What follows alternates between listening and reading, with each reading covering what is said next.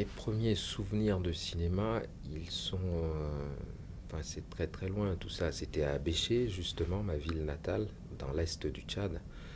Je suis allé au cinéma pour la première fois à l'âge de 9 ans, je crois. Donc j'ai découvert les images animées très tard par rapport aux enfants d'aujourd'hui. Et c'était dans une salle en plein air, à ciel ouvert, comme ça, avec un écran qui était un mur blanc immense. Et j'ai vu un film indien, donc de Bollywood, chanson, danse, mélodrame. Et j'ai été complètement... je suis tombé amoureux en fait de l'image de l'actrice principale, genre une très belle indienne. Il y avait un gros plan de cette belle femme. Et à un moment donné, elle fixait la caméra.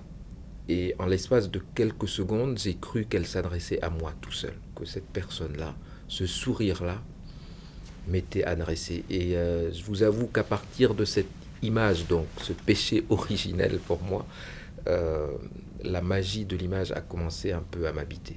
Et c'est comme ça que je crois que j'ai commencé à, à me transformer peut-être, à devenir un autre enfant parce que les jeux que j'avais avec mes camarades avaient changé. À partir de ce moment-là, de cette image-là, je me souviens que j'ai commencé à raconter des histoires en fait pour en faire des jeux. Et c'était assez compliqué pour mes camarades qui ne comprenaient pas pourquoi on devait inventer des histoires et après les jouer. Et ça m'a un peu exclu du groupe en fait. Or, quand on est exclu du groupe, vous savez, on a tout de suite le privilège d'observer le groupe. Et je pense que c'est ça qui fait de nous après des conteurs. C'est qu'à un moment donné, on a eu cette chance d'avoir la distance juste pour observer en fait notre propre environnement. Et après tout raconter des histoires, c'est quoi si ce n'est observer en fait son environnement et essayer d'en donner l'image la plus juste possible. Voilà.